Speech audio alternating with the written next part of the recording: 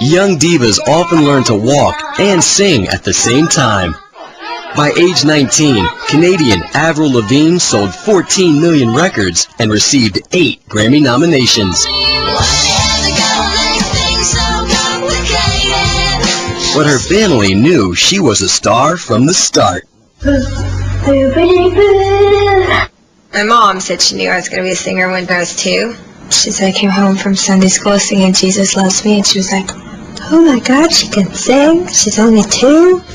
In a Christian home, we didn't listen to too much secular music. I kind of just heard music in church.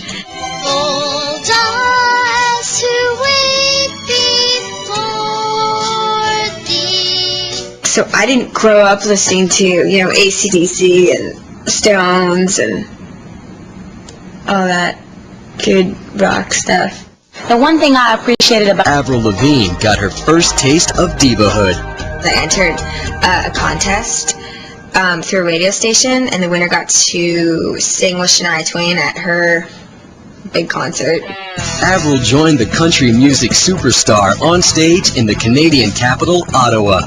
The duo performed in front of 20,000 fans. Everyone was like, hello! Like, you're going up on stage in front of all these people. Are you scared? And I was like, no. I'm just so excited. I want to be up there and show people, that I can sing, and I love to sing. And the really awesome thing was that I was out on that stage going, I want this so bad. I hope this happens to me one day.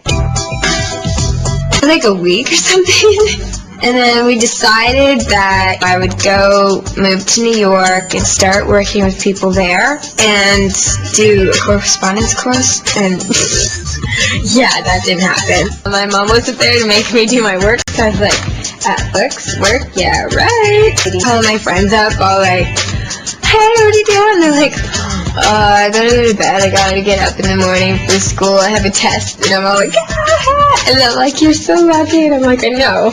But the song was on the radio, Complicated, before I even had a video out. Everyone knew who I was, I guess, because the song got really big.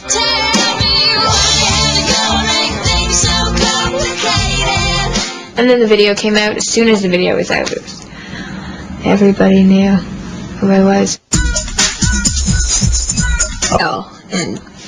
And I think it always will be. I was in the airport and I walked past this magazine stand and I was on like 5 covers and I was like, oh my God, woo! It's really fun, And I remember at first I was like, I used to read these magazines like 17 and stuff like that when I was in high school. And I go, not even in high school, like L-Girl and stuff when I was just younger. My mom would buy those magazines for me and I'm sitting there going, I can't believe I'm on the cover of this magazine. I showed up at an airport and there were one time in Korea and there was like 300, 500 kids waiting for me and I was like walking along and I had no idea and I walked into this room and everyone went ran at me and like my band all of a sudden like circled me and they were like throwing people off me, they were attacking me. I was scared, but it was really funny. We're like, holy, we feel like the Beatles right now. But for I just get like all this adrenaline goes through me and I'll be fine. I'm not gonna be tired. I'm excited. Very important for me because I have people around me all day long and I get really irritated. So I chose to get my own bus, have a bed and a bedroom in the back instead of sleeping in a little bunk.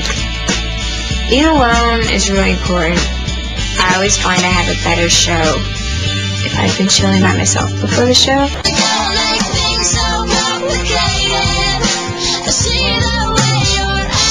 Young divas achieve international fame at an early age. But is it too much, too soon? Away from home when I was just turned 16, so I've been taking care of myself since then. Saying rebel girl or punk girl or stuff, and I have always hated that every time I've ever read something. I just don't think it's fair to label a human being. It's like, especially when I'm a teenager. Going home and having my pajama party with my girlfriends, having movies and making microwave popcorn. But, it's a sacrifice. nothing comes for free. You know, it's a price to pay for everything. It's true, and it becomes a nightmare. Your first little brush with... And there comes a time in every young diva's life when privacy becomes a luxury money can't buy. Actually, at all times. In my house, all my windows have curtains and they're completely closed. And I'll never open them. Weird people. Trust anything. I'm so paranoid. I feel like I'm going to lose it and someone's going to have my journal. It's going to end up on, like, the internet. I'm paranoid. But at the end of the show, I felt like I had to tell everyone, you know, my grandpa passed away today. This show's dedicated to him. Because I wanted them to know that I wasn't weird. That the reason why I was down, in case they were wondering, was because I just found that out. Someone probably want him to be doing what I do so that he understands me. A musician, someone else who writes, someone else who thinks the way that I think and goes through what I go through would probably be the ideal guy for me. Somebody sensitive and emotional. God, I'm such a chick. Image isn't the only thing that needs to grow with a diva. Her music must evolve as well.